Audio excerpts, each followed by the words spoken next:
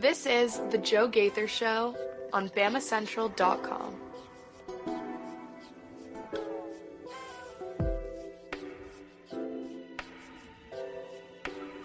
Good afternoon, Tuscaloosa, Internet World, West Alabama. How we doing today? This is the Joe Gaither Show on Bama Central, home for the Alabama Crimson Tide on SI. I'm Joe Gaither. You are watching us on the Bama Central YouTube channel or checking us out on the Joe Gaither Show on Bama Central on Spotify, Apple Podcasts, or on Amazon. You can also find the show on your favorite social media machine at Joe Gaither 6. We're going to continue our game week. We're going to have a lot of fun today on the show. We're excited about the show as Alabama is four days away from kicking it off against Western Kentucky right there in Saban Field. On Saban Field in Bryant-Denny Stadium on Saturday night. We're going to have a lot of fun covering the game. Alabama's season opener, the Kalen DeBoer era season opener, right there on Bama Central at BamaCentral.com. Our friends Katie Wyndham and Hunter DeCyver also writing a lot of things, getting you ready for the Western Kentucky matchup.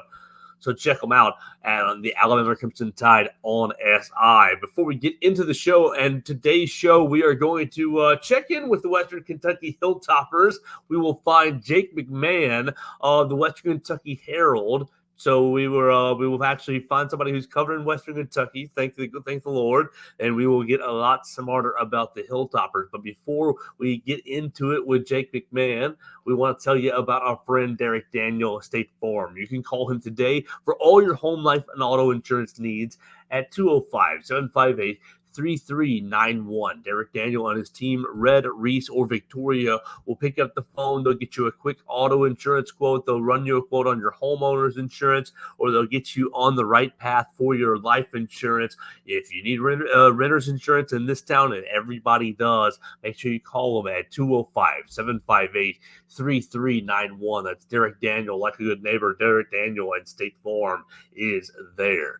So let's get right into it. We'll have a lot of fun. Alabama's kicking it off in 4 days, and so let's get a lot smarter on Alabama's opponent with Jake McMahon. You can follow him on X at Jake McMahon 7576, or check out all of his work covering the Hilltoppers at WKU Herald on the Twitter machine. Hey, Jake, what's going on, man? How are you doing today, sir? I'm doing great. How are you doing? Oh, very, very good. We had a good morning over at the Alabama facility. We heard from 4 or 5 different Alabama players, actually 6. We heard from the 4 captains and a couple of specialists today. So everybody's getting excited about game week. I think this will be basically the last media opportunity for us for the week. We're excited about game week. How about you guys? Yeah. I mean, we're really excited here. I think going down there and playing Bama, especially being DeBoer's first game, is something that's really exciting a lot of students, including myself. So yeah, really cannot wait for Saturday. Let's get to know you just real quick. Jake, you're covering Western Kentucky. What year are you, and how long have you been following the football team for WKU Herald Sports? So I'm a junior, and last year, my sophomore year, I was the football beat reporter for the website, and this year I'm taking over the editing position. So I'm still doing a bit of writing for the football team, but not as much as I have been. But still covering them quite a bit. So. All right, so you are a Tyson Helton expert, if there ever is one, and we appreciate you jumping on and joining us. What's the buzz around Western Kentucky? Because we see TJ Finley being named starting quarterback, and we're familiar with him from an Alabama standpoint. You see a lot of weapons on the outside. You obviously see good numbers. Tyson Helton winning 8 games or more basically every year. Yeah, every year in his tenure. This is year number 6. We've gone to bowl games. What's the buzz around Western Kentucky going into 2024? I think it's just a lot of the sort of same old kind of thing. This is a team that throws the ball a lot and scores a lot of points, and I fully expect that this year. I know we've had Bailey Zappi and Austin Reed in the past who, I know Zappi just got released by the Patriots today, but he had some success in the NFL, and Reed is with the Bears organization right now.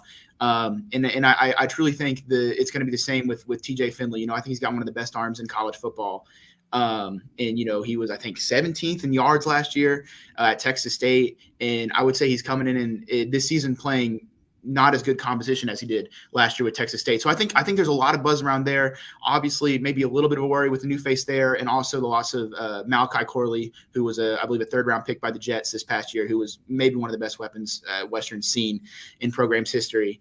But I think it's a pretty exciting year. Kennesaw State joins the conference this year, so I think there's a lot of excitement, a lot of buzz down here.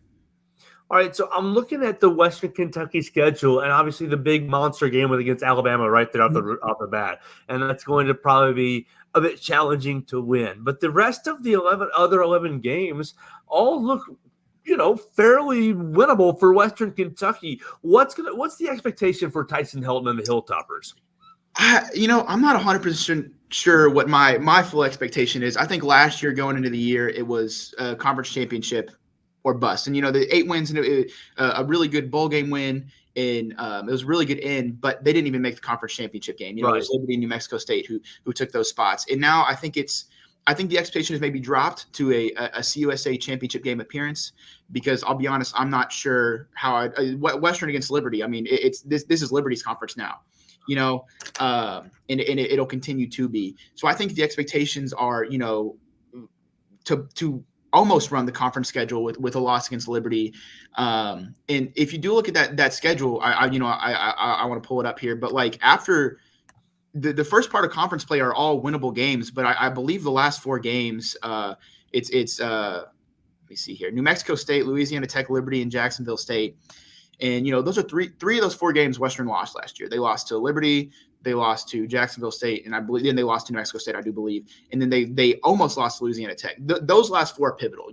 They should win their first half of conference play, get into those last 4. If you can go 3 of 4 in those, I think you're setting yourself up for a really good year and probably a conference championship game berth.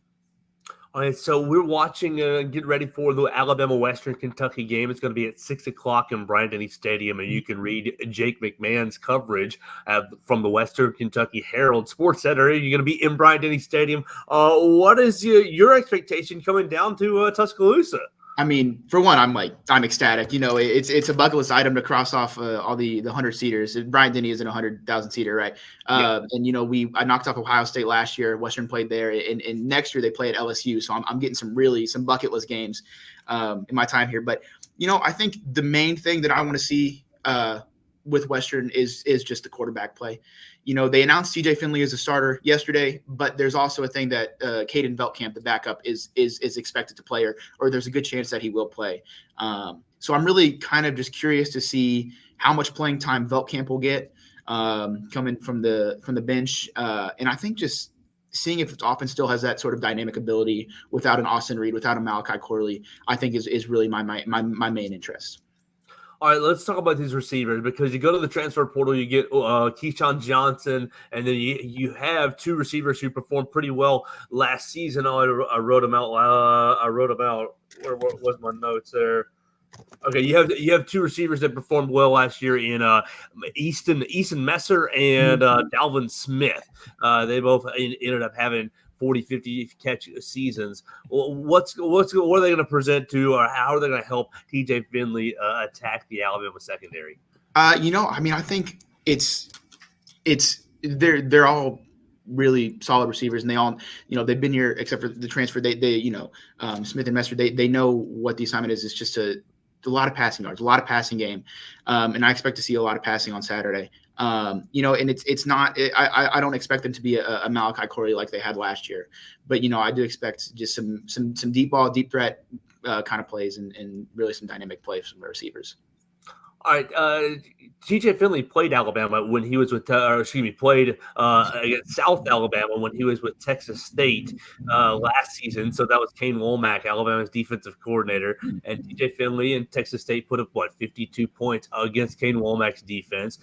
You look back to 2022 as well. The 2022 season, Western Kentucky beat South Alabama 44-23 in the Caesars Superdome, the New Orleans Bowl. What do you think has been the key for Western Kentucky, at least in that bowl game, to going up against this Kane Womack defense? Alabama's biggest question mark right now is the defense. How how will they be able to utilize maybe a game plan or something that Tyson Helton does to get after the Kane Womack defense? In that South Alabama game, I was actually the first game I football game I covered here at Western. So I'm going to try to do my best to remember, but I do remember just an air attack early in that game. And I imagine looking at the score, and I'm looking at Finley's stats from that South Alabama game. He had 368 yards. And, I imagine that was exactly the same way against South Alabama for him. So, and that's really just Western's game. It has been since I've been here, and it has been since Helton's been here, is just air attack, air attack, air attack. And, I think I guess it's worked for teams against his defense based on those two games. And I would just expect to see more of the same that if you watch the tape from either of those games. All right, and so I'm looking at last year's game against Ohio State and seeing 63-10. Yesterday on my little program right here, the Joe Gaither Show on BamaCentral, I'm talking about the 31.5 point kind of what the spread's going to look like, trying to predict this game. And I'm trying to put all these pieces together. Jake, what do you think the game's going to look like? And then I'll tell you what I said, and then we can kind of go back and forth on that. Well, it is a little bit of a funny story. So I went to cover that game at Ohio State, and I did a little game preview. And I was getting a little cocky with my coverage, I'll be honest. And I put a little what I expect in the preview. And I think Ohio State was 29-point favorite against Western. I think around that thing. And I said, look, because I watched both Ohio State games. My dad's from Columbus, so I follow the team pretty regularly. And they had not played very well. And I said, Western's going to leave this game with no more than a three-score loss. 63-10. So, I'm a little cautious with my coverage here. But so is it 31? You said 31.5. Yeah. I mean, this is what I saw from Western last year against Ohio State. And I expect to be somewhat of the same. As Western was in that game. If you go back and watch it in midway through the second quarter, and then Coach Helton, he went for it on fourth down inside his own 30. Inside his own 40 route there, and that's when the game completely turned around. And, he blamed himself on that. I expect Western to compete, especially early. I don't know what you're feeling on your side, but first game with DeBoer, I mean, there's got to be, that adds to week one and to anxiety. But again, I see just another sort of second half blowout kind of thing that we saw last year. And I mean, if Western can keep this, I think within the 28 to 30 point range, and they have a good game from Finley or from Veltkamp, whoever we see more of, and it should be Finley. And I think there's a new linebacker coach here, and if they're able to contain Milroe in the ground wise and kind of do that, and I think that would be a success for Western, and that's kind of what I'm hoping to see, I would say. All right, well, I went 59-23 because I think that Alabama's defense is going to give up some points to the Western Kentucky passing game. But I'm looking at that 63-10. I'm thinking, okay, well, Ohio State held them down, but Alabama is integrating a new defensive scheme. The talent is still really, really high, and the talent is still going to be really good. Something about Tyson Helton, he's made it very easy on his quarterbacks. I'm a Bears fan, so I've been enjoying Austin Reed. Sure, yeah.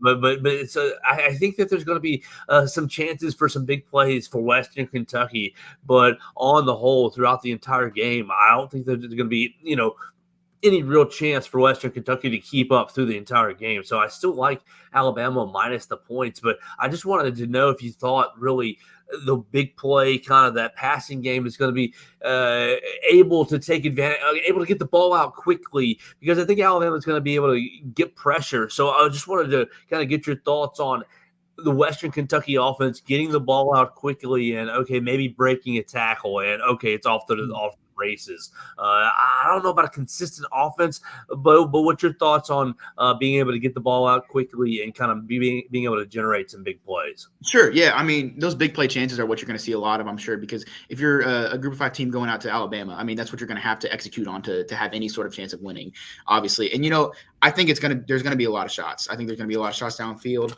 I think Western is sort of a one depth offense and has been for a minute. So it's going to be hard to open up the play action game for the team. But, I think there's going to be quite a few deep shots. I'm curious personally to see who Finley's go-to guy is going to be, just because there's no more Corley. And I know I keep bringing up his name, but he was just that electric for this offense. But, I'm sure we'll see quite a few shots taken, and I'm sort of excited to see if they're able to execute against Bama's new defense. All right. Well, he's Jake McMahon, and he writes for WKU Herald Sports. Jake, I appreciate your time, man. We'll see you in Bryant-Denny Stadium. Awesome. Thank you so much. Yes, sir. All right. That's Jake McMahon joining us, and we want to encourage you guys to join us, to follow him at Jake McMahon 7576 on the Twitter machine, and follow his coverage at WKU Herald on the Twitter machine as well. We're going to be back for another edition of the Joe Gaither Show tomorrow, right here on Bama Central and Bama Central's YouTube channel. You can follow us as well on your favorite podcast platforms on the Joe Gaither Show on Spotify, Apple Podcasts, or on Amazon.